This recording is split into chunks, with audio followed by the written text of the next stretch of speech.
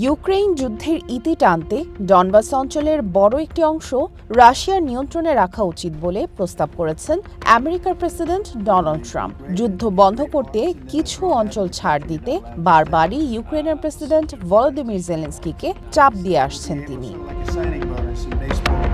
এমনকি গত সপ্তাহে হোয়াইট হাউসে বৈঠকেও ইউক্রেনের ভূখণ্ডের বড় একটি অংশ রাশিয়ার হাতে তুলে দিতে জেলেনস্কিকে চাপ দেন ডোনাল্ড ট্রাম্প। বার্তা সংস্থা রয়টার্সকে এ তথ্য জানিয়েছেন ট্রাম্প জেলেনস্কি বৈঠকে উপস্থিত থাকা কয়েকজন কর্মকর্তা।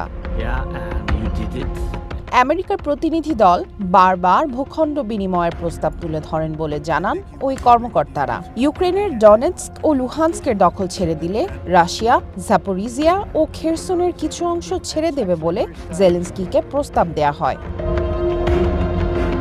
রাশিয়ার শর্ত মানতে ইউক্রেনের প্রতিনিধি দলকে সবচেয়ে বেশি চাপ দেন ট্রাম্পের বিশেষ দূত স্টিভ উইটকফ। রাশিয়া পুরো ডনবাস দখল করতে চায় উল্লেখ করে ইউক্রেনকে এ অঞ্চল ছেড়ে দেওয়ার প্রস্তাব মেনে নিতে বলেন উইটকফ।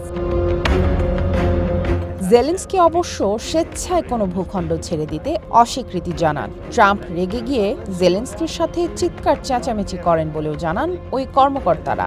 যুদ্ধ বন্ধ করতে পুতিনের দেয়া শর্ত না মানলে রাশিয়া ইউক্রেনকে ধ্বংস করে দেবে বলেও দাবি করেন আমেরিকার প্রেসিডেন্ট। যুদ্ধের ময়দানে রাশিয়া ও ইউক্রেনের সেনাদের বর্তমান অবস্থান অনুযায়ী যুদ্ধবিরতির প্রস্তাব দেন ট্রাম্প, কিন্তু এমনটা করলেও ইউক্রেনের ডনবাস অঞ্চলের বড় একটি অংশ রাশিয়ার নিয়ন্ত্রণে চলে যাবে। ট্রাম্পের বক্তব্যে ইউক্রেনের প্রতিনিধি দল তীব্রভাবে হতাশ হয়ে চলে যান। বৈঠকের আগে বৃহস্পতিবার পুতিনের সঙ্গে ট্রাম্পের যে ফোনালাপ হয় তাতে তিনি প্রভাবিত হয়েছেন বলেও মনে করা হচ্ছে। ইউক্রেনের মতে ডনেটস্ক ও লুহান্স্কের যে অংশ এখনও তাদের হাতে সেগুলো কৌশলগতভাবে গুরুত্বপূর্ণ। ওই অঞ্চলগুলো ছেড়ে দিলে ইউক্রেনে রাশিয়ার আক্রমণের ঝুঁকি বাড়বে। ইউক্রেনের জ্বালানি স্থাপনায় হামলা জোরালো করেছে মস্কো।